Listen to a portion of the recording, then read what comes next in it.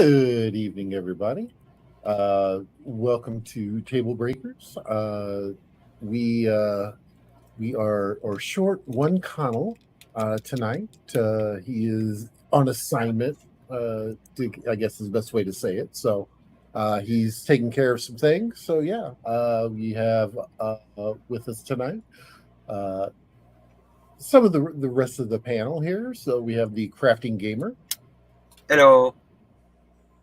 and of course the Saint Kai of Assisi, of the Yep. rant, I do try to be. Kai Miriam.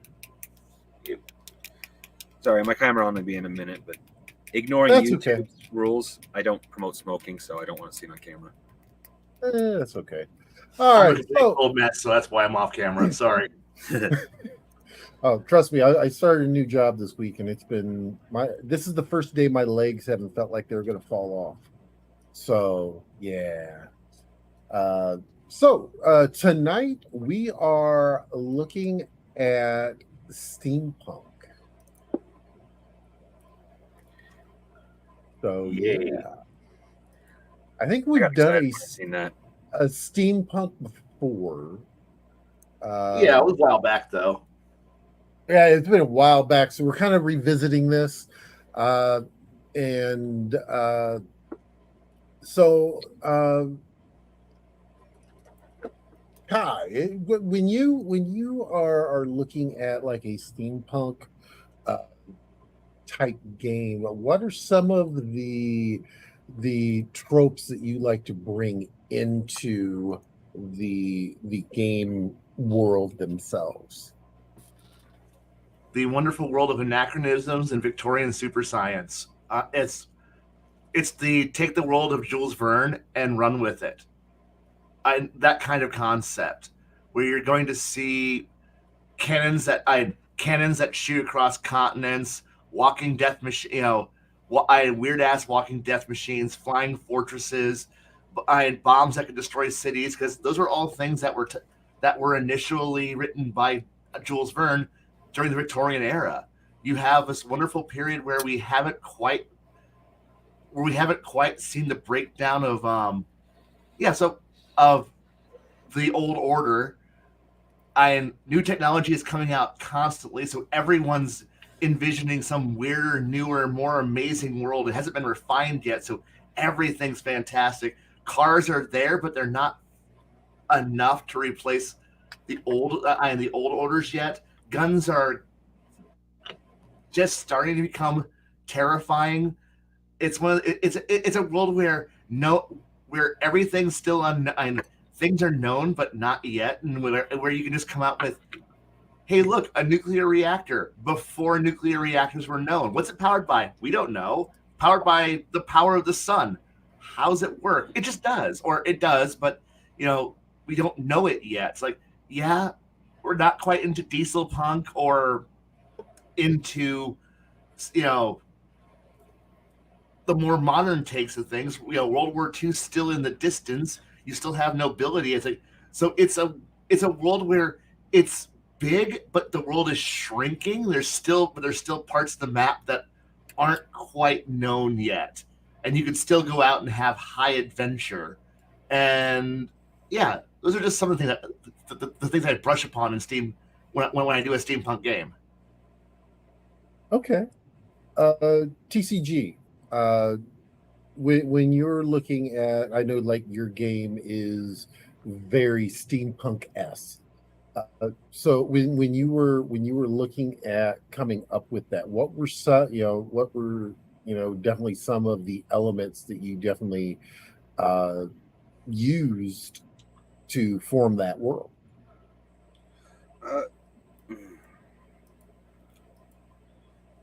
Let's see here. I can't remember. There was a anime I watched once. It was when I was a kid, and I can't even remember if it was like an anime show or if it was one of those things that talk about how entertainment works, and it's very muddled memory because I watched a lot of stuff back then. But either way, it talked about how steampunk was mostly bulky. How if you really wanted to portray steampunk, you also needed a lot of coppers or other such metallics to really emphasize the boilers, the vents. So that has always stuck with me, even though I can't remember where it came from. And I have had steampunk in my head from there. Like an excellent example is the game that excellent example of I should say of adding it yourself is the game that I'm basing the my game based heavily off of Skies of Arcadia has absolutely no steampunk in it. I added the steampunk. Okay. And what I do with the steampunk is almost exactly what Kai described. So now, wait a second here. Guy's reaching for a book. I can hear it. Sorry, I had the camera off. Give me a second. That's okay. I could hear you reaching for the book. It's like I knew. The fun part about about steampunk and Victorian is that you have it. You're still in an era where, like I said, it's transitionary, and I know that everyone says copper. You know, the classic joke is you just throw paint it brass and copper and throw some gears on it and call it steampunk. And yeah, you do need to have that because the thing is, this is an era before we've really had electronics and we do have electricity. It's still fantastic, but we don't have the complex electrical motors yet. And it's still one of those things where generators are still big and steam is still really, really important. So you have to worry about like triple expansion engines. We haven't gotten to the point where we have turbines yet.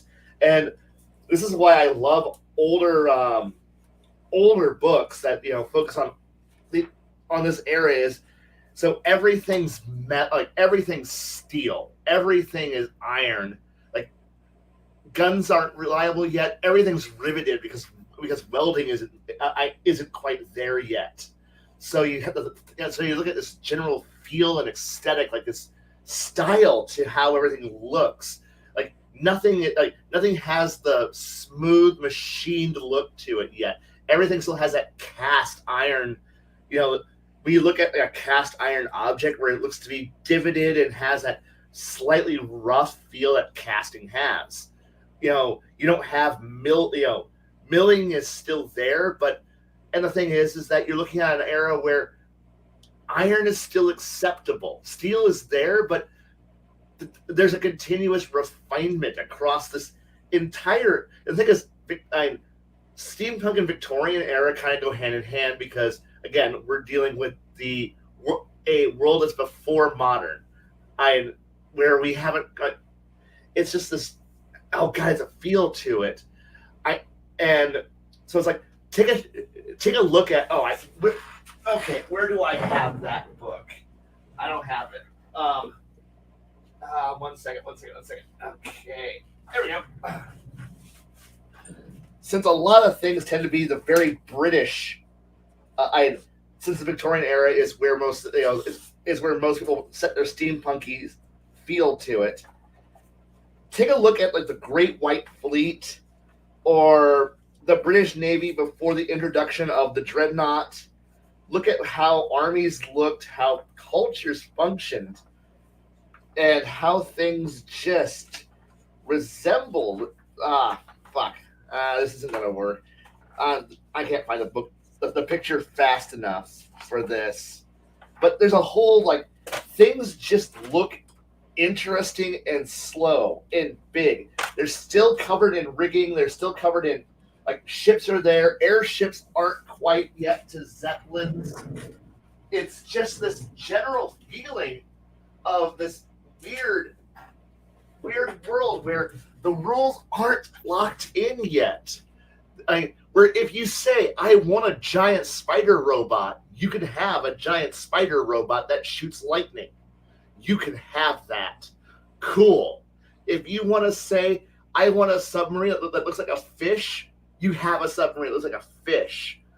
I want it like tanks. Tanks look like no tanks are these giant like 3-story tall rolling monstrosities because nobody's figured out what tank tracks do yet, and that or how artillery works. Nikola Tesla's out there still doing crazy ass stuff out there, where you still have people who are envisioning the idea that we haven't quite understood physics are yet, and you could go to the stars by sailing a ship high enough and fast enough. Cannons go to the moon. This is a world of God. If you like Castle, Falkenstein is a good role-playing game for this setting. If you like Space 1889, great setting for this. These are things that give you hints at what this world could be like, and more than just simply I took a Nerf gun, I painted it brown and brass, and now I have a steampunk gun because I threw three gears on the side, or it's an idea where you can still have an inventor who comes out there and goes, I have designed a machine that moves islands. Wait, what? I am the bad guy. I'm going to move the British Isles 10 miles closer to France, so that way we can invade directly without water. Wait, what? And you're like, yep, I'm doing that. Huh?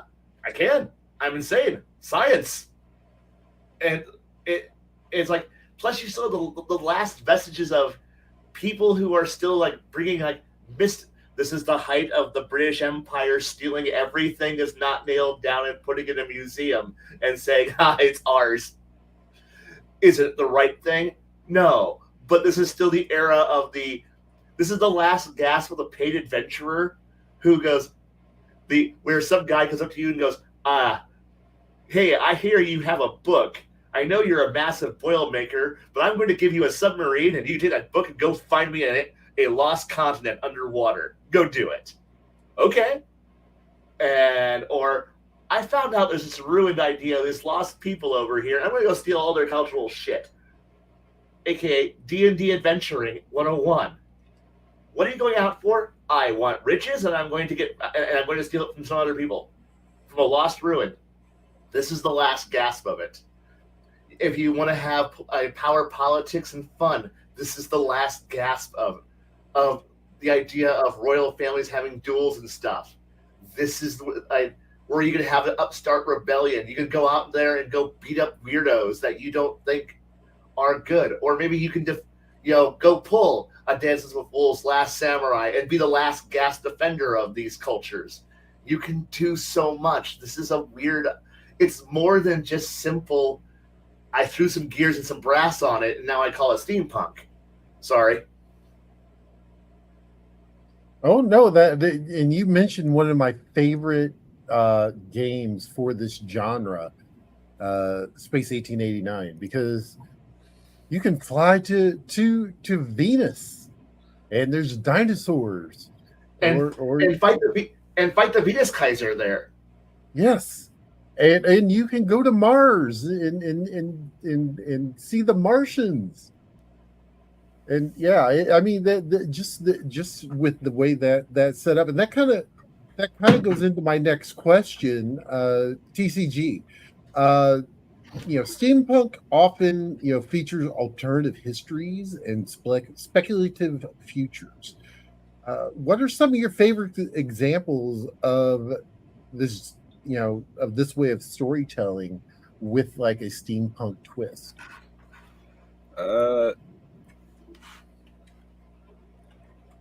Pre-existing or something that's... It can be either or. Well, admittedly, Kai brought it up, and I do kind of like the movie Atlantis. But it's a good movie. Yes, it is. But for the game I'm making, I actually did exactly that, where the video game itself that I got the idea from for my game had Arabian Nights type thing for the people beneath the red sun. I was like, nah, I didn't want to do that. So basically, alternative histories, where this comes in for alternative history, is my steampunk people are basically Egyptians. I'm just trying to figure out how exactly Egyptians would use steam. Ooh, there's some really good ones that you can go with that lead onto this one. If we were going into to that kind of a story, I could probably run with the idea. Like, there's some things that you can run with. How magical are you thinking it could be? Well, the entire world heavily relies on magic, basically, and even the steam engines themselves usually are. Even though it's steam that powers whatever, the steam itself is made by using a sun gem. Okay. I mean, okay.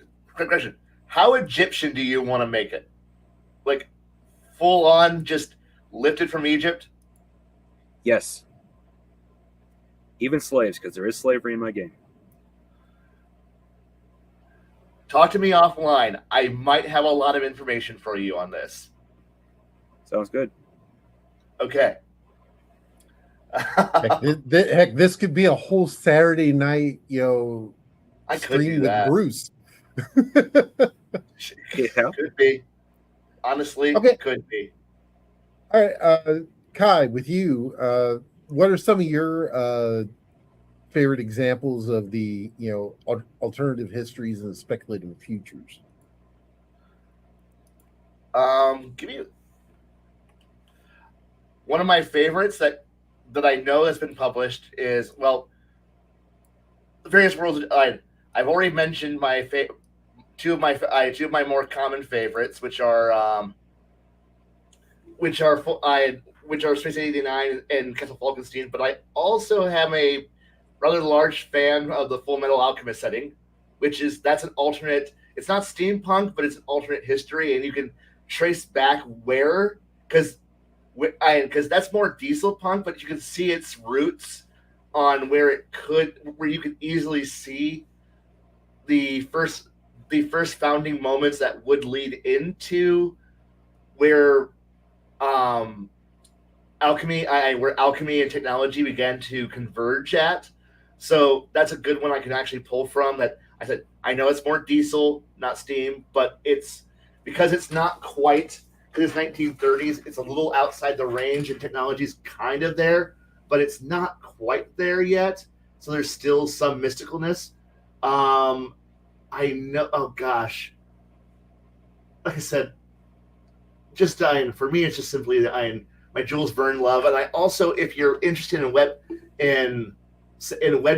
comments, one of the longest running ones I've ever read is Girl Genius. If you ever want to read one of the best steampunk universes that's just hilariously wonderful, Girl Genius. You'll love the sparks. You'll love the insanity of the idea of having the nation protected by literally its personification and avatar, and she's totally and Britannia is totally awesome. You'll love her. You'll love the idea of a baron who rules the entirety of Europe from an airship fleet, and it's not a small fleet. I mean, it's like seeing the airship version of a super star destroyer escorted by fleets of smaller star destroyers, and they have armies of battle crazed mutant monsters in uniforms with hats, and you need the hats; they're required. And I may have a Jaeger monster pin on my on my wall that I will occasionally wear, and even though no one understands when I wear it what it means. But hey, whatever. They don't need to be. They don't need to. They're not fans of the comic. Everyone should be a fan of the comic. They're fantastic. It's been going for decades now. If you start it, you're in for a very long read, but it's a fun read. And yeah, if you want to have dragons, monsters, a crazed castle that is sadistic and sentient and enjoys murdering people, this is the greatest. This is the great setting. I don't know if it's the greatest, but it's a damn good one. Yeah, they even got a game on Steam for it now. I know. I haven't tried it yet, but I want to. It's on sale for 40% off. Oh, crud. Now I need to go buy it when I have more money tomorrow. But yeah, the the art style and everything else with Girl Genius, just to kind of give you give kind of an idea here. Uh,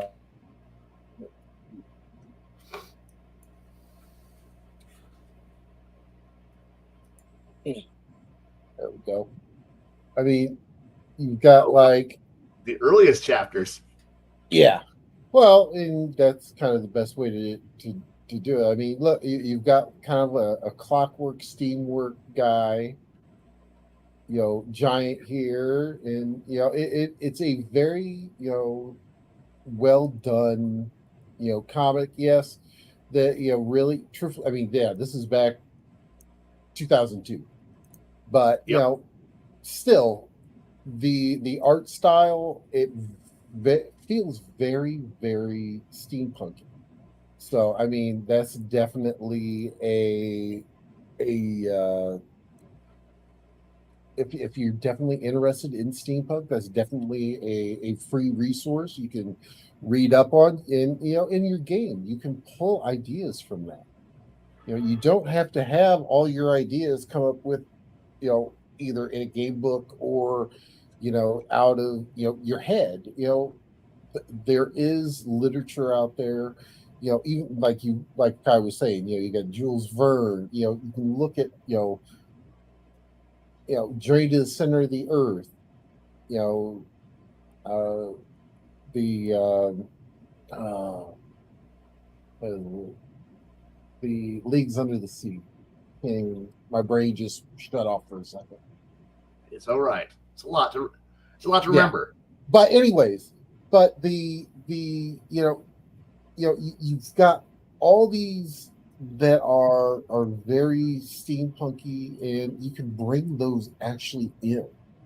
So, uh, so with Kai, I know Kai, you've run a steampunk esque game before, and what are some of the how does steampunk challenge the traditional notions of technology and progress than what most players who sit at the table have viewed them with schooling, etc. I think it's the simple fact that for some players, the idea that for some players, they really embraced it because they like the idea that of being able to beat something into working order. Like they really embrace the spark. I'm going to use another Girl Genius comment. They embrace the spark nature of things, where they get a crazy idea, and then they beat some metal and some parts, throw things together, and then it works. I mean, I hate to point it out, but World of Warcraft has a fantastic way of how some of their steampunk can actually look in a more fantasy twist to it. Just take a look at anybody who takes the engineering profession and look at the contraptions they build. The guns, the bikes, the motor vehicles, the airships, the flying machines. And the thing here is that I had one person take their idea of when I introduced that crafting system into a different game, they proceeded to then to create the Ghostbusters proton pack, because they were like, I want a gun that shoots elemental energy. I don't want to shoot bullets. I'm like, well, how do you want to power that? And he goes, with the only thing I can power it back. I power it by. I want an unlicensed proton accelerator on my back. And I'm like, so you're purposely going to strap a highly dangerous explosive prototype machine onto your back? He goes, well, of course I am. How else do you? Now, this is, mind you, the guy who did this actually, builds proton packs for costumes. So he actually has. So when I said he could do that, he showed up to the next game wearing an actual proton pack with the wand. So he's like, I'm in character now. And I'm like, oh God, I forgot. I just enabled the Ghostbuster player to be a Ghostbuster. And he's like, yep. And now my weapon does damage that will hurt ethereal creatures. And I'm like, "Oh, I'm going to throw ghosts and stuff at you now." And he goes, "I want that." And I'm like, so we actually had fun with that. I had other players who were like, who were wanting to go into like cybernetic fantasy cybernetic enhancement, because after all, look at like say the Treasure Planet movie. Dear God, that was a great one. I look at or we like the idea of here's this bad guy with this huge giant like mechanical limb that looks just like it's just like a horrible. It's not delicate with it yet, like because you can actually the rich master crafters can get you the Full Metal Alchemist scale and levels of automail, right? Like, oh, I have dexterity, but then you see the guy with the big clunky claw that has like steam that fires off of it, and you're like, oh, what's he gonna do? It's like ka-chunk, boom, boom, boom. They're like, oh no, he's about to punch somebody into orbit with that fist. They're like, that's the kind of thing he's doing. So therefore, I'm like, wait, so you're into that? And he's like, well, yeah, I am. And at that point, I started going, I can now go out of my way and punch, remove limbs. Like I can start doing terrible things to people because, well, we have cybernetics. Like we have steampunk magical cybernetics. Because honestly, a lot of this traces back to a long, long time ago. I read a book, and it was fantasy, and it had a guy with a mithril arm. And it's Dragonlance. If you haven't figured out what I'm talking about, it's Dragonlance. It's the mithril arm, but it's the one and only. If you ever lose your arm, you're not gonna get his magical arm. You're gonna find somebody else. Like, well, someone had to make that arm. Well, okay, so now I have a magical arm. Can I put like I don't know work tools or a dagger into my arm? And suddenly you now have players who are going. So we're all a bunch of cyberpunk / Shadowrun veterans, and I want to put a laser cannon / magical wand in the palm of my mechanical arm. Can I? I don't know. Start working on it, and now you have players. You're going, all right. So I don't want a human leg. I don't want human legs anymore. I want digigrade legs that are meant for sprinting. And suddenly you're starting to see the hints of a steampunk transhumanist movement start moving into your game, because players are looking for, well, if I go digigrade, I can get a bonus to my speed. I can move faster, jump better. Why would I want human limitations? Because you're a human. You want to recreate humanity. He goes, no, I want to improve humanity. I want to transcend humanity. Suddenly, like I said, we're now into cybernetic, we're suddenly into steampunk transhumanism, because obviously we're also dealing in the era where we have, Dr. Jekyll and Mr. Hyde is, starts coming into it, where we have people who are going, I want to transcend death, aka Mary Shelley's Frankenstein, where people are starting to go, why is death the end? Well, because that's what God meant. This is the era where someone looks at God and goes, I'm better than you. Well, you're not quite there yet, but you can be. You have the idea that you can transcend the power of God. You don't need to go pay 25,000 gold pieces to the Pope so that way you can bring back someone from the dead. No, you drag their body over to a big lightning machine and look at your little weird hunchback cohort and go, turn on the machine, and then laugh maniacally as lightning bolts infuse their body and go, come back, my fighter! I need you to continue to tank for me! And the fighter, I don't want to. Unlike God, I'm not giving you a choice. And you bring it back to life and like, I hate you. I know, but I brought you back. And or the idea of, I'm going to mutate myself to be a better person. We already have hints of that in some of the more modern RPGs with the alchemist, who is like, I'm drinking a potion. Now I'm better. Now imagine a world where someone decided to do the difference between screwing around in science is taking notes. And suddenly you have someone who takes notes and goes, wait, so this mutagen and this mutagen, when put together, create this effect. Let's study, why does it do this? And then they write a paper on it. and a peer-reviewed paper, and suddenly you have some crazy guy who goes, so it only creates some level of insanity, right? Well, it causes insanity. It causes a loss of humanity, and I can mass produce that. I'm the villain. You know that, right? I'm I'm an evil emperor. I'm an evil wannabe emperor who wants to build my own, to conquer all of Europa. I'm going to now create an army of psychopathic warriors who are now mutant freaks and weirdly furry and love hats. But I'm going to do that. That is my birthright. God damn it! Sorry, if you can't tell, I'm a huge Girl Genius fan. Everything goes back to the Heterodynes are all a bunch of crazy maniacs who built an evil castle. This should be what you're aiming for.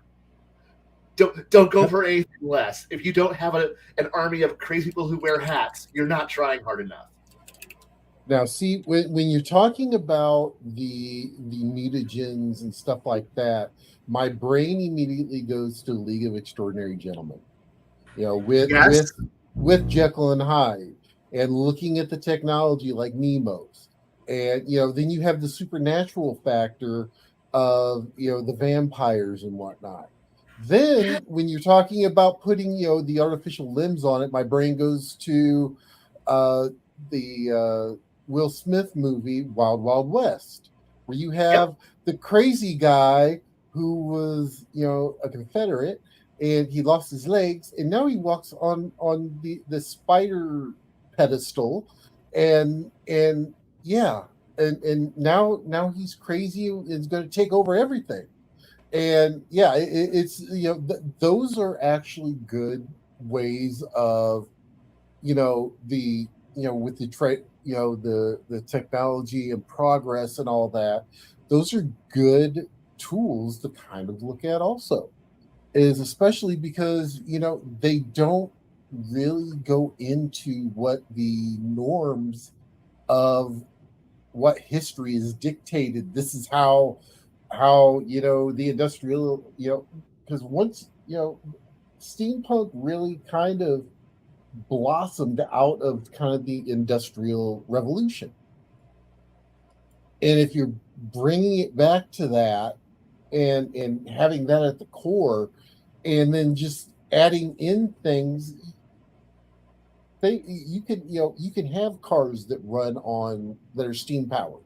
You can have artificial limbs that run off of steam power, or they have to be charged daily or something with like a Tesla coil, or something along those lines. So before I sit and take them all, TCG, how is what are some of the challenges of challenging the traditional notions of technology and progress that you've kind of come up with in your games?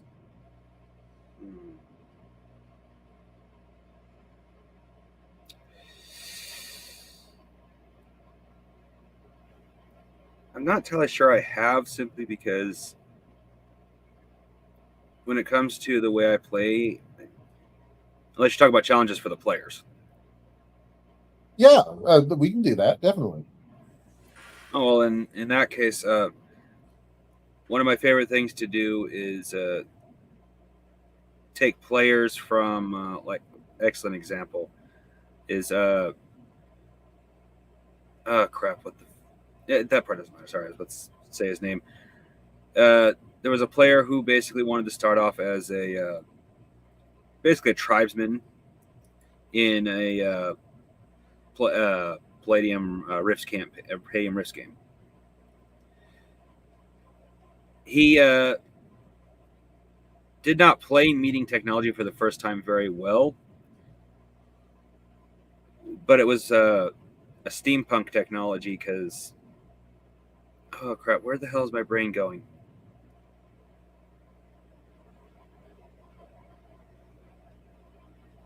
I don't know. It's over there somewhere. It's okay. Doesn't help. I took my back pills earlier, and I thought they would be out of my system by now. They aren't. At any rate, what I tried to do was present him with technology his character would not have known, and technically he played that, but not very well. Like, oh well, this is this. It's like, dude, you're not supposed to know that. So, I don't have much experience with actually challenging players because I have a long history of players metagaming, no matter what I say to them. Okay. So how do you work around that? The only way you can at that point and actually give the character minuses to messing with something. Otherwise, the character could just do whatever he wants with whatever he wants.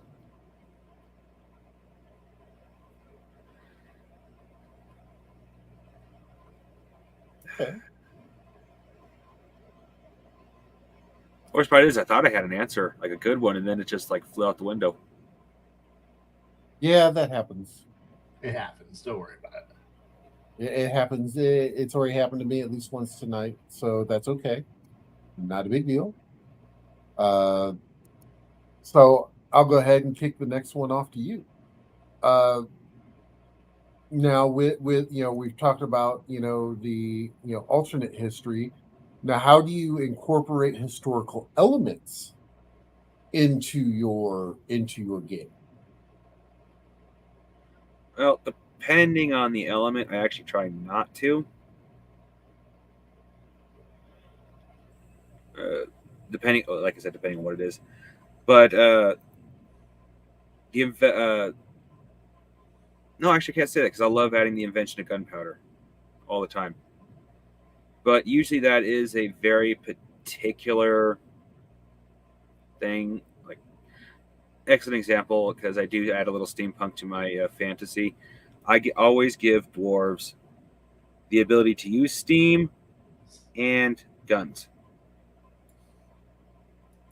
Okay. And so I always interject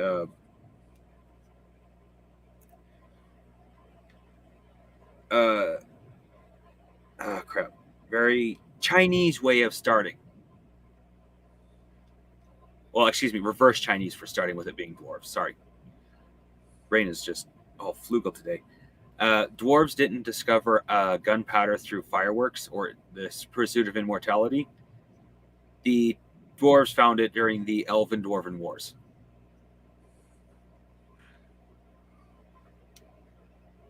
Okay.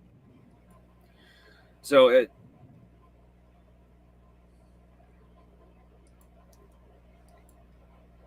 I don't usually incorporate history, so I don't actually have a good answer for this. Okay, that's no problem. Kai, how about you? How do you actually incorporate history into your game? And I'll even expand on that a little bit so it makes sense. All right. Honestly, at this point, because of the fact that you're looking at a rather distinct special period of time, but it's also a rather long one. I know it's, again, we come back to, we're looking at the post-industrial revolution, its effects, and you're looking at a world of change, upheaval, and modernization. It's an era of revolution, so I do take a good chunk of knowledge upon what came with the industrial revolution, because if you start mixing in steampunk, quote unquote, tech into fantasy, you have certain narrow choke points that you can say, oh, only a few guild masters know how to make it, a few master artificers who work in small amounts, in small regions, they have access. Only a few people have access to this wondrous new knowledge and technology.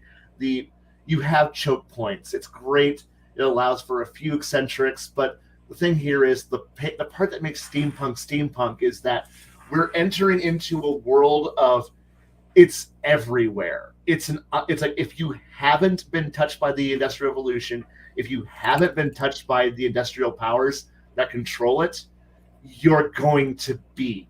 If you didn't modernize, you're about to be run over. And if you don't turn into the supernova of the Pacific, you're going to be conquered. Case in point, look at the Japanese rapid modernization from the opening of their ports in the to them becoming the supernova of the Pacific in the late 1800s. You'll watch we can look at a small island country that went from being an annoyance, a colonial annoyance that had great boats, to a powerhouse that rules the oceans pretty quick. You'll watch a disunified a nation of angry people who still are angry over which side of a religion they're on, turn into a juggernaut of a continent that would destabilize the world in coming decades. You would see a monstrous cultural powerhouse country rise, fall, get beaten up, fall, then pick itself back up repeatedly. Countries I've been talking about: England, Germany, France. You'll see, I pull from the idea of, if you get an idea of how a backwater rural country, the middle of nowhere, turns itself into a powerhouse, Russia, devouring up smaller countries. So if you want to take historical ideas but run it in a fantasy world, you pull in the idea of, this is the end of the small country, the small state, your little fantasy kingdom of, one city and 3 or 4 little towns around it, ruled by a happy king, a happy princeling, or a happy duke, is all you need. No, you're about to see that the Industrial Revolution requires resources, power, wealth, and just scale. The ability, this is the era where I've talked about in the past, communications are everything. This is the introduction of the idea of the timetable mobilization, where because we now finally have reliable high-speed communications via telegraph machines, the ability to send messages quickly. This is the first time with the introduction of airships and trains or steamships, reliable, quick transportation across continents and across oceans, and via the air across wildernesses. And so you have the ability to, the idea of, I'm sending a 30-word message via a spell, and that's a higher level spell slot. You can only do that so many times per day. That goes away. Now we're seeing the idea that, plus we see the first introductions of the automation of farming. So we're starting to see a vast workforce of people being freed up from the land and now being thrown into cities. Imagine the social upheaval. If you've taken a look at history at the cultural revolutions that come out of, oh dear God, this is a long lecture and story that dates back centuries, but it all culminates with this one phrase that I will use now. There was once something that known as the Ancien regime, also known as pre-revolutionary France, and everything in the universe revolves around one series of events. And in most fantasy worlds, you're going to probably have a similar event happen. You have automation, industrialization, you have a cultural upheavals, you have the printing press, you have there's so many things that are combining together at this one point in history and one point in time. You have education starting to bloom and blossom. You have scholars who are now able to travel and bring knowledge back and forth. The world becomes explored and documented in ways that sailing and on foot never happens. This is if you are a Mage the Ascension player, this is the pinnacle of the fight between the traditions and what will become the technocracy. This is the era where Queen Victoria reformats most of the groups that will eventually become the Technocratic Union into the Technocratic Union. You have the force of technology, industrialization, wealth, communications, and culture coming together into one horrible thing. The reason why we call it steampunk is because the fact that if you are a commoner, you are now being locked into your place. Do you rebel against the control of the authority? Do you try to create a better world? Because this is also where you start seeing the first hints of people like Marx starting to write, and other people who are going, the world that we're in now is not a good world. The world of the Industrial Revolution is not a world that's beneficial to mankind. This is not good. We need to do better. We need to rebel against the aristocracy. We need to rebel against the oligarchies. We need to rebel against the technocracy. And this is the era where the first seeds of this get planted. And you could either, this is where things can actually be balanced and pivoted to a new direction in a way that you cannot get in a standard traditional fantasy. Are you trying, like, what status quo? There is no status quo. This is the new world. This is a changing world. What do you do in a world where there is nothing to go back to? In a more traditional fantasy, we're fighting for the status quo. Wow, Gondor's been around for 2 millennia. We're fighting to maintain Gondor because that's what it's always been. You fight in generic fantasy. Well, of course I want to defend Waterdeep. Waterdeep has always been there, and it will always be there. It's the world we need. It's the cultures that we know. The problem is that we're now in steampunk. The culture that you know is not the culture that was there when your parents were around. You're now looking at the idea of you can't stay on your ancestral farm. You can't continue to do your cottage industries. No, some guy has built a factory that what once took 1,000 people now can be done with 100. Now there's 900 people looking for new work, new innovation. There's new places to use all those bodies on, to march them off into war, to go conquer, to go build. You now have new horrors that are being uncovered. This is where we get some of the first phrases like look. We get those phrases that are like, oh hey look, new horrors that I had just couldn't perceive. I know I'm butchering that quote, and I'm sorry for that. For the connellism right there. This is a fantastic era for players who don't want to just continue with this is how it's always been, it will always be. We're not quite yet into the modern day where we have companies who have institutions for 100 years. The U.S., if you play in the modern day world, is less than 100 years old at this point. There are still people who are around who might have been like, yeah, I used to hang around with Thomas Jefferson when he was alive. At this point in time, if you're playing like 1860s, 1880s, you could actually have some older man who goes, yeah, I used to actually talk with Thomas Jefferson. Yeah. Or a guy who goes, oh yeah, I was actually having coffee with Karl Marx recently. I remember this guy. I talked to him like last week. And this is the world we're in, where you can still have somebody who is a veteran of the American Civil War going, yeah, I remember how bad it was when we introduced the Gatling gun. Let's never do that again. And meanwhile, you go, but how did it work? And he's like, yeah, this is how it worked. I can do it better. And looking at the rest, this is an interesting time period, especially if you start throwing in magic or other races into it, or fantasy, where now you have rapid modernization. You don't get the option to say, I don't advance.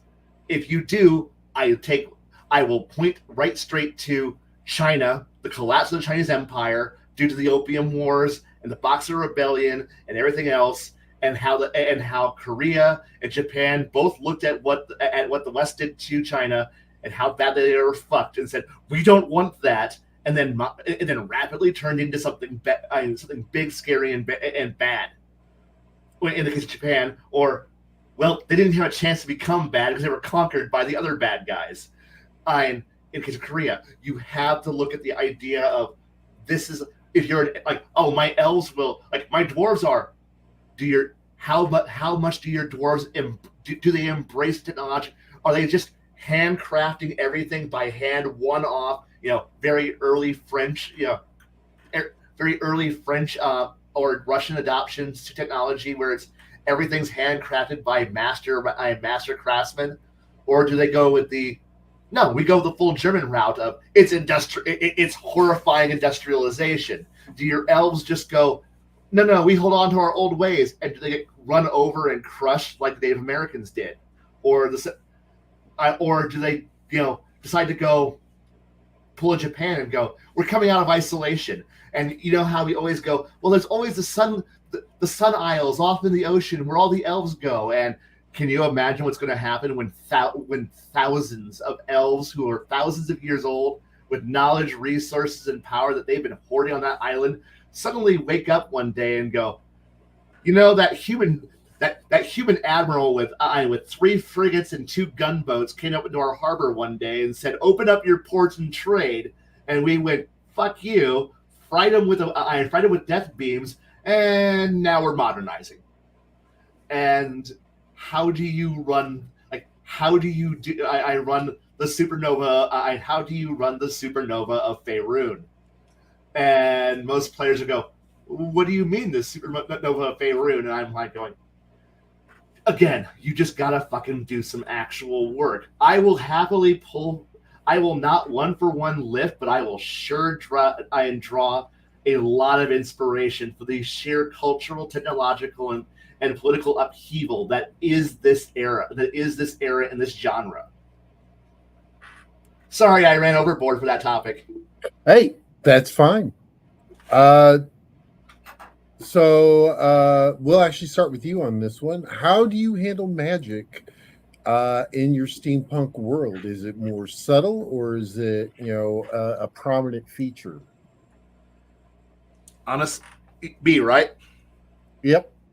Okay, so I handle because I'm a Mage the Ascension player, I do handle the idea that there probably will be a breakdown of magic. There will probably be that I run with the idea that there's probably 3 strains of 5 major strains of magic running through the world at this point. By steampunk, you probably have a traditionalist magical idea front where we just do magic the way we've always done magic. It's passed down from master to student, in arcane books and small libraries. This is your Harry Potter weird world where they go off to their little secluded lands and go teach their books. Then you have your Father Anderson, the Vatican religious cult people who go off to their little seminaries and learn how to channel godlike powers. Then you have the few fragmented remnants of pagan powers who are out in the wilderness calling to ancient natural gods and old forgotten lost gods who are drawing upon nature. Hey, look, there's your traditional arcane, traditional divine, traditional nature magics. Then you have the people who are really, guys, could you not go try to contact dark powers that exist beyond the world? Your warlocks, your Lovecraftian horrors, the mages who call in dark, we call the wizards and warlocks who make infernal pacts with dark powers that exist in the void between the stars. Those people. And then I have what I call the true heroes of magic. If you can't tell, I'm a technocratic union player. The people who decided to write down things and create the idea that magic, like the rules of magic, can have the rules of science applied to it. But where we come back to you write down, like fucking around, and science is merely writing down and keeping notes. And you have the mage who is sitting back, like spellcasters. I'm just gonna say spellcasters who are working on standardization, who are working on these are the limitations of magic. They're they have been probably trying since the Age of Enlightenment to strip away the veil of mystery from magic. They're trying to codify the rules of reality, find where magic can and cannot do what it does, and document it. They're probably working on a grand unified spell theory that some way to unify divine arcane and nature magic into one unified force. Will it work? No one knows. But it may come down to some weirdos are out there going, well, I am only allowed to access third level spells by my circle of magic. Meanwhile, another group goes, all right, so I am using the wonderful world of Erte and a little bit of this and a little bit of that, and I can now I manipulate reality in their own way. It's like they're both end up doing the exact same thing. It's just one chance. One chance it, but the technocratic union player is probably going, you don't have to pray to the dark god, right? You could, to the great dark, horned rabbit god, right? You could just do the magic. No, I need to chant to the god. I'm to the pagan god of rocks to be able to move that pile. No, and there'll probably be an endless fight going on, and it's be a wonderful thing because I like the idea of, I like that traditions exist. I will give them all the power in the universe. They are doing the same things as these guys who think they understand the universe, but there's a whole lot of fun going on because now you get to have various schools having fights over who casts Fireball the best. Are they... No, I use Fireball because of this one. I open a pocket hole into another dimension and fire, and one just goes, no, I ignite it, and it's just endless fun. But so it really comes down to, but it's how everyone harnesses it.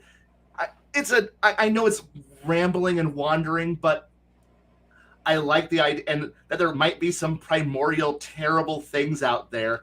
This is where I start to bring in a little bit of my love of Exalted into it, where everyone's running around with terrestrial level magic, and every once in a while you get that one guy who goes, yeah, I'm moving up to, I'm making the sacrifice, and I'm going to solar level magic. Fuck you. All right. TCG, how about you? How do you handle magic? Is it like subtle, incorporated, or is it like really, a prominent feature? Oh, it is a prominent feature. I am 100% against Max Liao's. Well, parachute, no one would ever think of it. Bullshit. You know how expensive fly scrolls are? You know how expensive levitation scrolls are? A parachute would be invented by necessity because you can't afford the fucking spell every single time you need it. So it is, magic for me is usually ends up getting heavily entwined with the technology. I like using the rules where technology and magic can't mix without someone knowing how to do it. But as long as you know how, I love mixing them. It is like, excellent example. Nuclear power plants. They don't run by the steam like they do them for us. For me, nuclear power plants, they literally capture the power of the radiation to make power. And like I just mentioned earlier, when it comes to actual steam, they will use magic to power the fire to create the steam because magic is more efficient than wood. If you got the right spell, it'll burn a lot longer than any piece of coal will too. So for me, as long as it is a magic and technology based, especially because I do love steampunk based type technology, I will mix the two as much as I can while it still makes sense. Yeah, see, I'm kind of the same way with the technology and magic. They can mix a little bit, but if you get in there and mix them too much, you wind up with what I like to call the Dresden Files effect, where Yes. I walk over and I walked by this and the computer exploded. The server went crazy. The doors open randomly on their own now. I don't understand what's going on because technology and magic do not mix that well. I mean, yeah, you can get someone that can mix them, but they have to be very precise and skilled on how they put that mix together. You're not going to be able to put a computer in with some like throw ungodly amounts of mana charged hoobity doobity bippity boppity boom, because things will explode. That's just what they do. It's like overloading a circuit. The mana and or whatever you want to call it for your game will overload electronic circuits. So it has to be done correctly. And that's one thing that I like. I like there to be magic, but you have the magic people tend to be against the super pro technology folks. So it almost becomes like the mages versus the technocracy. Yes. Who would have thought of that before? But no, and that's the big thing is each of them have their own unique ways of pigeonholing into the system. And if you start to mix them too much, then you would need almost like an artificer type person to be able to set and to be able to mix the magics, and they're not going to do it necessarily on a grand scale to begin with. It's a skill. They're going to have to learn it over time, trial and error. Yes, they may come through and be able to knock it out of the park. Oh, look, I made it to where this PDA can cast holograms with an illusion spell. Cool. But it's if he tries to cast fireball, it'll explode, because completely different types of spell and everything else. So it's trying to keep that stuff together. So let's see. Okay, here's a good one. We'll start with TCG on this one. What advice would you give players and game masters looking to delve into the world of steampunk in the tabletop RPGs for the first time? Well,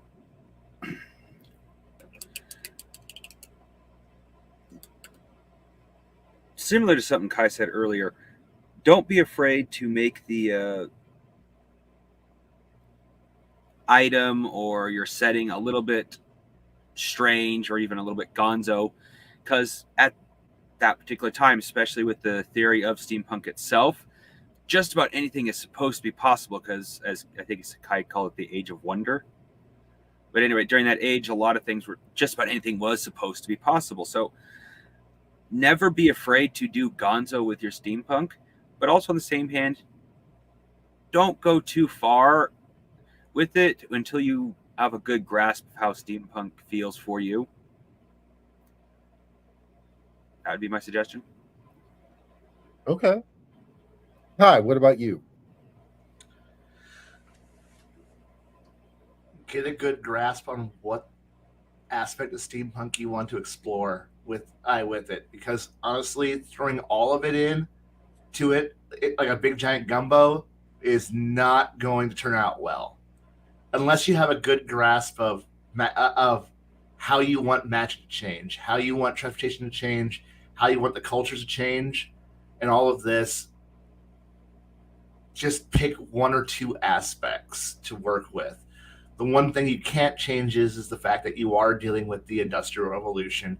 You are going to deal with the fact that we're the first rises of this of built up, dirty, smoke filled cities. You're going to look and figure out what aspect you want to focus on. I know I've touched on Jules Verne. I know I've touched on a lot of things. Go watch the movie. I know it's a terrible movie, but it's a fun one. League of Extraordinary Gentlemen. While it's a terrible movie, it's a fun one, and I've enjoyed it immensely. But it's one of those things where you're going to have to figure out what degree are you going to be going with this. Do you go with how do you want to assault it? I know that Space 1889 does it in their way, and it's a fun one. I know I continually bring it up, but Castle Falkenstein, read it. It's 300 and some odd pages, but it's a good 300 some odd pages.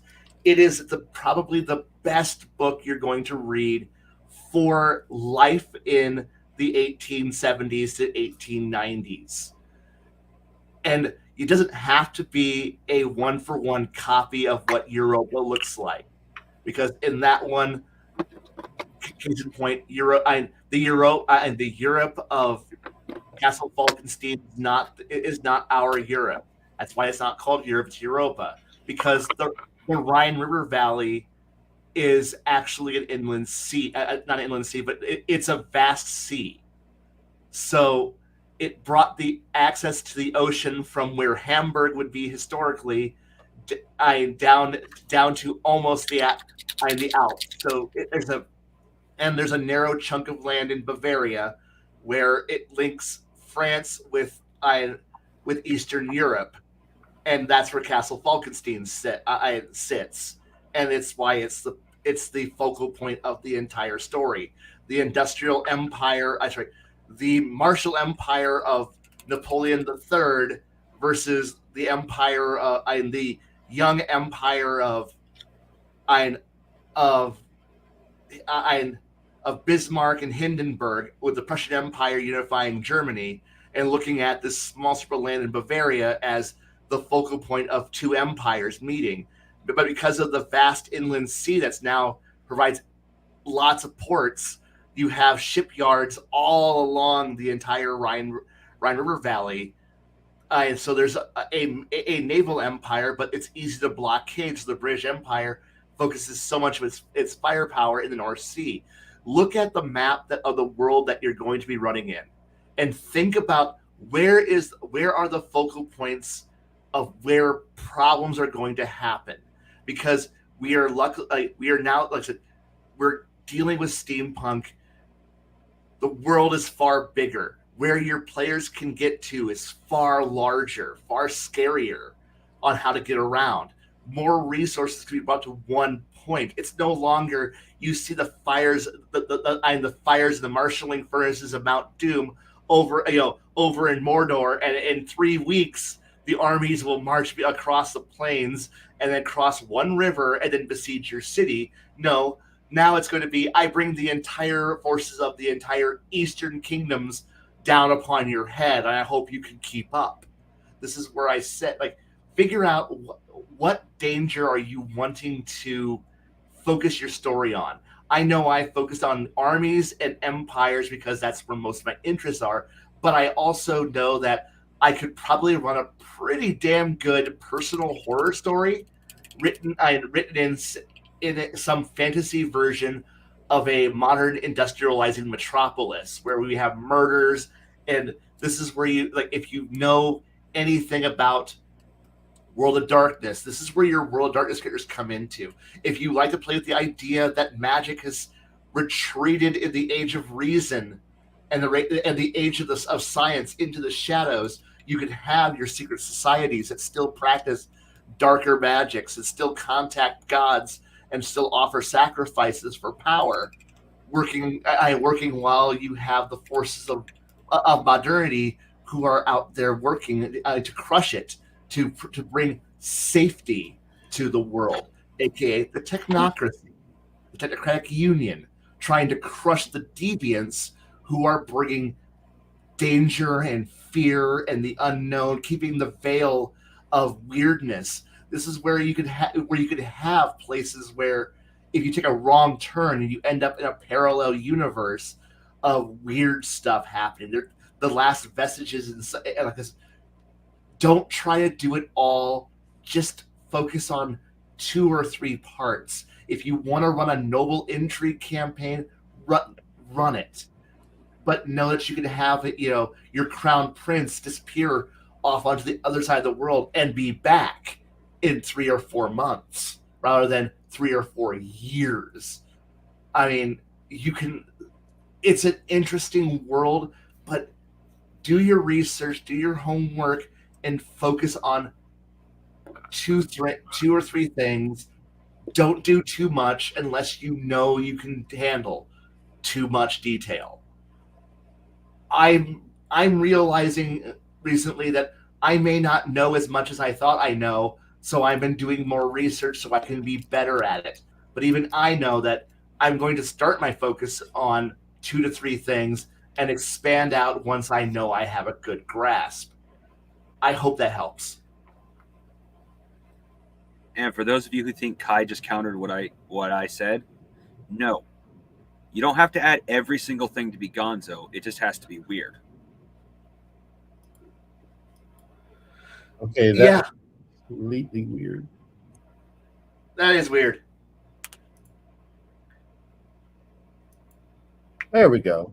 Let's try that again.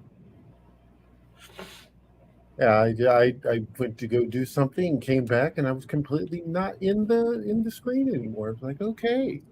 That's okay. I was talking so much that I didn't even realize that you were gone. I'm sorry. That's okay. So I noticed, and I'm like, should I tell Kai? I'm like, I'll wait till he finishes. So I think I've pretty much exhausted all the questions I have. Do either one of you have questions you want to pose?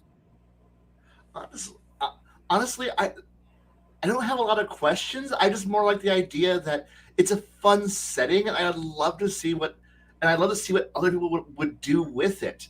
I know that mine is very much I've read too much about Jules Verne, so I know that's where a lot of my stuff comes from. I know that's where a lot of my insanity comes from because I love this era, and I know that if we had certain other people who were fans of this genre, they would be on board with this. Man, Jade would have loved this because he likes this era, but life is keeping him out of it. But I almost don't want to ask. It's like, what is your where do you want to feel comfortable with how you want to handle your if you were to run as a steampunk game, where is your technology sitting at? How comfortable is it? Is it how ubiquitous has it become, or is it still nascent and dangerous? Who's the question for? Anybody who wants to answer it. Oh, I love the nation, the dangerous. I love that just because you're going into kind of uncharted territory when you're like, oh, well, I want to, make that proton pack. Okay. Yes. Okay. Well, let's see what you can do. Let's see how well you make it. Let's see if it's going to blow up in your face and take out half the city. Yes. Because, it's in terms of technology, it's kind of the wild west of technology. Anything can happen, anything can go, anything goes. It can either be amazing or it can completely backfire and you're totally screwed. and that's just how that works. And that's definitely one thing that I think a lot of people have as a missed opportunity is half the fun is in them in crafting it, because you don't know what's going to happen. I kind of agree with that, because player. Do you have anything you want to add to that one before I can just jump in on this again? PCG. I'm sorry. Repeat the question. No, the idea here is that crafting and being able to push the ideas of one-off, interesting, cutting-edge toys that are just exciting. I love that. Excellent example. It's one of my favorite stories because it's one of the best ever. One of the temporary play-in groups that I only play basically showing Palladium. He found out dwarves had gunpowder. I didn't think about it. It would have been a great opportunity for an espionage type thing, but basically I let him have gunpowder as long as he did not produce weapons with it, which kind of find out was not his plan to begin with. He immediately turned around and made fireworks. He actually had come to find out he actually had a chemistry degree, and I was like, well, you want to make fireworks and you actually legitimately know how? All right, why not? I just love that. And he literally, because I actually let it lapse a few times in amount of time, he built an entire empire just on fireworks. Nothing wrong with that. No, and I love it. That's very, very Oriental. Yeah. It has that kind of feel, a very Oriental, that could definitely, be where it is. It's like one of my favorite, stories. It's not, I wouldn't call it steampunk. I would call it, I would call it steampunk, but it's been advanced.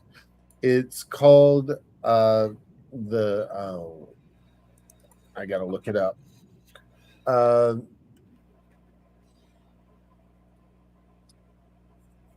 But anyways, there was something that happened during the Civil War. Either a comet passed over or something like that, and all of a sudden, people start getting superpowers. So, and they've evolved over the years, and it's a very noir type feel to it, but it kind of has also that steampunk feel, especially the alternate history. There's a certain German, who wrote a book, and he was immediately thrown in jail and then summarily executed. Therefore, World War II never happened. You also have the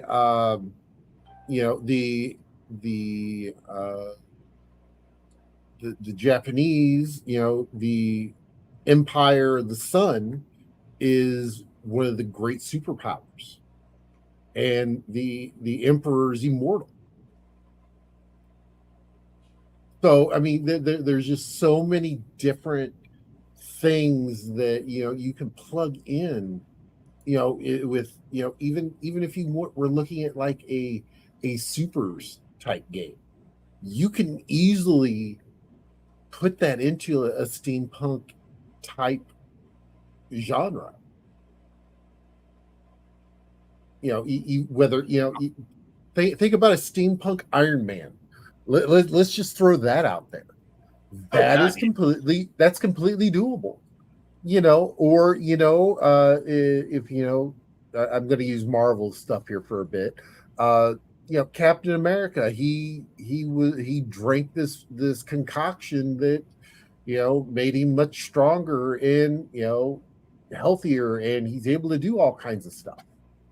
That you are limited by your imagination when you're walking into these situations with these games.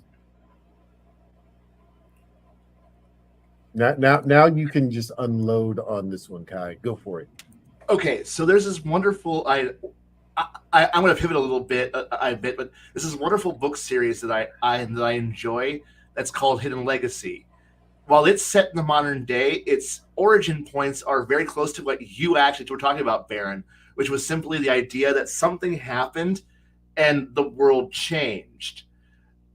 In that case, it was progressing like our world, where it was very much the Industrial Revolution was happening, science was progressing, but somebody discovered a serum that allowed magic to re-enter the world. And in that case, there was no pre-origin, ancient traditions of praying to gods, praying to all this, gods of magic, or ancient studies of magic. Magic was happening. People were getting your superpower magic, and at first it was just very that sorcerer-esque, drink the serum, and if you had some magical talent in your bloodline, you got magic powers. And in this era that would be the standard steampunk era, you would see the codification of houses, of power bases, of people trying to figure out what magic was and how to utilize it. By the point when the books were in the modern day, it was, people now had it down pat. It's like, you go through your trial. You were born with it. You go through your trials. They found out how powerful you were. But at the point when this was all happening the first time, no one knew yet. And in fact, you had major, some people were going, no, this should be a liberating power that we should give to everybody. Everybody should have this. And then you had powerful, the rich elites, the nobility going, no, if everybody has magic powers, how do we control everybody? And so in the book series, the elites won out, and they banned the serum, and now it was just what you bred. It was now a eugenics thing. It was now you pass it down through the bloodlines, and you married the right house. But at this point, no one knew that yet. So think about that aspect where technology's there, but the destabilizing aspect is magic being thrown into it, and everyone going crazy on how to utilize that. And in that world, the world diverged majorly from our world because certain things didn't happen because, well, the world didn't follow the same path. And that's the fun part about when you're doing this kind of story is that wherever the point that you've chosen the major destabilizing element to happen, whatever thing that you think is going to happen in our world does not happen, because the things that made it happen did not happen. So say I say in 1892, some crazy inventor holds Paris hostage with an airship. By the way, this is a Jules Verne book. Or some crazy British inventor fires a nuclear bomb at a city. That city's gone as of that year. Suddenly, you now have to think about everything that happened after that event that involved that place is no longer there. Like, say I was to destroy Washington, D.C. in the mid 1880s. You now have to figure out what ramifications come from. Will the U.S. disappear? No. But would certain things change? Yes. If I was to blow up Norfolk Harbor in a certain year, does certain things change? Yes. And you have to be willing to, once you've changed history, once you go back in time and shoot and shoot a bad artist in Austria, the world changes. And now we play Red Alert 2. Well, and with that also, in thinking of it, in the 40s, a certain ship in the Philadelphia harbor appears in the New York harbor. Right. And now we have teleportation. Yes. Things go crazy. That now imagine you had now say we do the Eldritch experiment. The USS Eldritch teleports, but reappears not, it disappears for the number of hours it disappeared and reappears not in our world, but somewhere else. This is similar to a certain a series of novels written by Harry Turtledove. These are things like this can happen, and they are destabilizing events. Or just simply the idea that you could teleport a ship anywhere or somewhere, or just could teleport, might be something that, I know we're so used to it being passe and, oh, wow, someone could teleport. You gotta think of the ramifications to a world that either doesn't have it or hasn't seen it used in mass, or it's been guarded as something that only a few people who know how to do a ritual is able to teleport. But suddenly you have the ability to teleport a warship.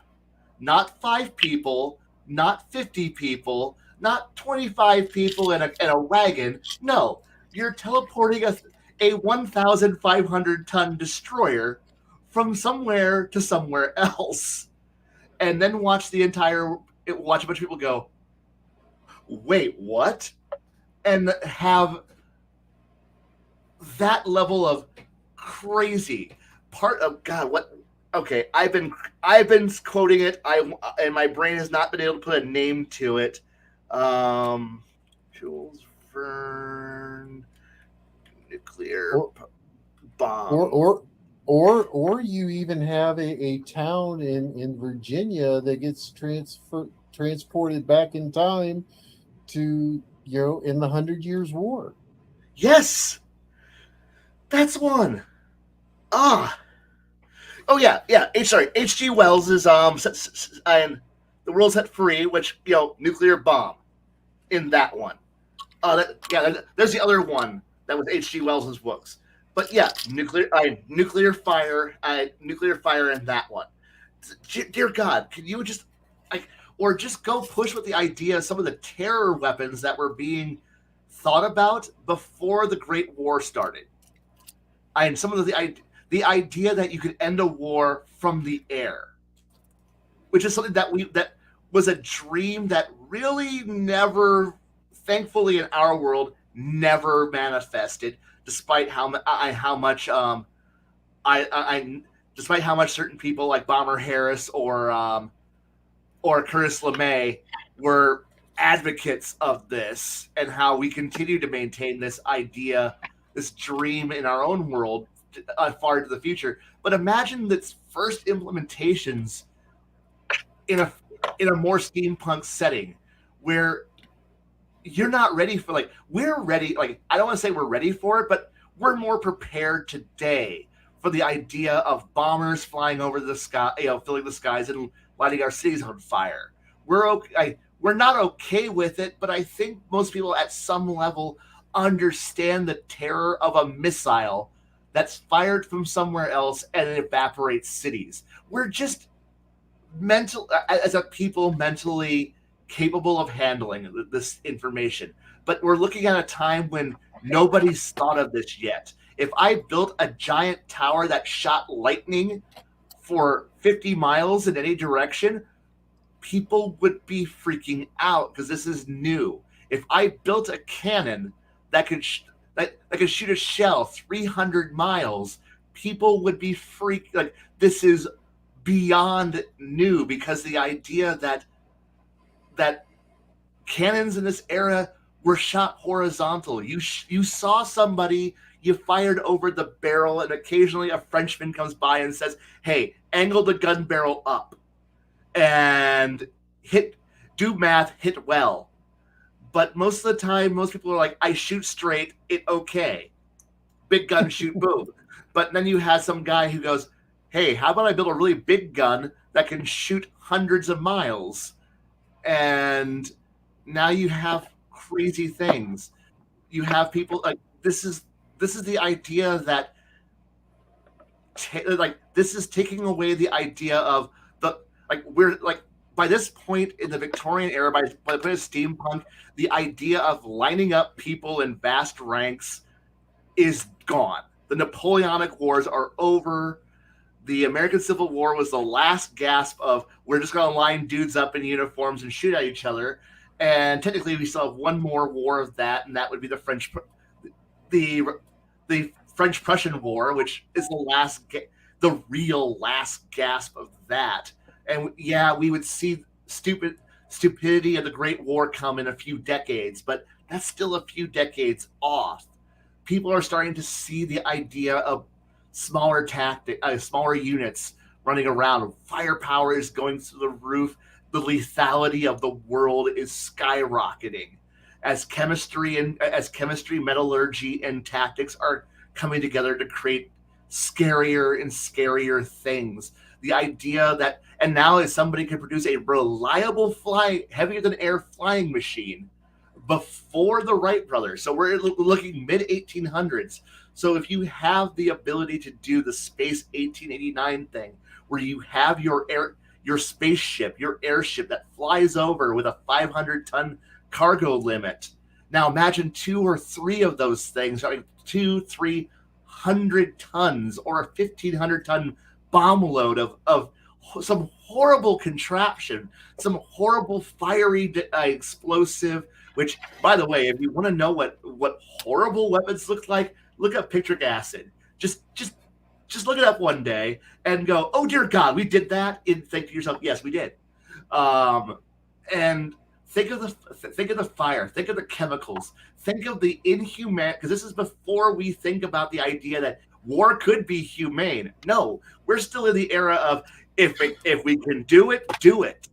And imagine being in the first city melted off the face of the earth, and think of the rest of the world looking in sheer terror as the great empire of Yugoslavia evaporates Venice off the face of the earth. We don't know. Hey, I'm just throwing some random things out there. Austro-Hungary. Future Austro-Hungary decides to declare war on not Italy and turns Venice into a smoking crater. And that's the first time the world goes, "Oh shit." And this is an era of oh shit moments where everyone is constantly going, "Wait, what? You could do that?" Where you have boats that are sitting here going, "Yeah, I have a 20-inch gun.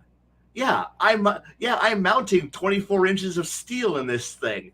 And it's just this lackadaisic, weird era and you have people trying to live a mundane, interesting life in a world that this is the norm. This is and then you have some people who come out of who still go, we're still living a traditional life where we have, honorable warriors running out with spears and shit. And then you have some guy who goes, "I don't want to see that." And then a mountain is on fire. And that's kind of this weird thing that's the kind of the terror of steampunk. And I'm just looking at guns and explosives that we've had today. Now imagine some crazy guy, a top hat and welding goggles on, shooting a lightning cannon that he's eyed around because he thinks this is a cool idea. And he's like, I see these poor native peasants are in the way of where I need to, mine quantum borax. What? No, that's not a real thing, sir. I don't care. Turn me on, peasant. Turn me on, servant. And just fries everybody in the area. because he's got a lightning cannon. What the fuck do you got? I've got a bow and arrow. I've got a musket. And he looks at you and goes, I have the power. I had the power of lightning and the power of God in my hand. You've got nothing, son. Oh, fuck. And that is the real terror of steampunk, is the idea that it's not just simply I shoot a gun at you. It's that I have a flamethrower that has no limit. I have an acid spewer that will melt you, that no one will ever know you existed because you're an acid puddle. I have fire. I have ice. It's just pure fucking insanity on what can be done, and if you don't stop it, and like for adventuring in steampunk, you could either be encouraging it, empowered by it, or trying to stop it, because you might be somebody who looks at the horrifying cliff that humanity is currently racing towards in a world like this and goes, maybe we should hit the brakes. You're not going to succeed, but that's ultimately what steampunk is about. It's rebelling against the system or embracing it and going off that cliff and wondering where you land because you can't see over that cliff. This is a world of anachronisms. This is a world where weird shit happens and people are living in it in that moment, and it's weird. I'm sorry, I just kind of just rambling on this topic. I'm sorry. Oh no! When you're talking about like the flamethrower or the acid spewer, my whole thought of, oh, well, I have this lightning gun. What do you have? Well, I've cracked the recipe for Greek fire. Right? I've been able to, set up the refractionary mirrors now, and I can fire a burst of heat and be able to melt concrete or melt bricks, or melt bricks in dissolve mortar at will. Right. And what it, and like when you're running in steampunk, you have to be constantly asking, how do people react to the idea that I'm in a castle and then some guy sits up a bunch of mirrors on a hilltop and starts laughing at you, and you're wondering why he's laughing at you, and now your house is lava. Exactly. So we have kind of hit our limit for the night. I think we've kind of exhausted this. Next week, and I've already got it up and got it scheduled here. We're going to be doing because I misread the calendar. So we're going to be doing the Cyberpunk next week. So we're going to be looking at Cyberpunk.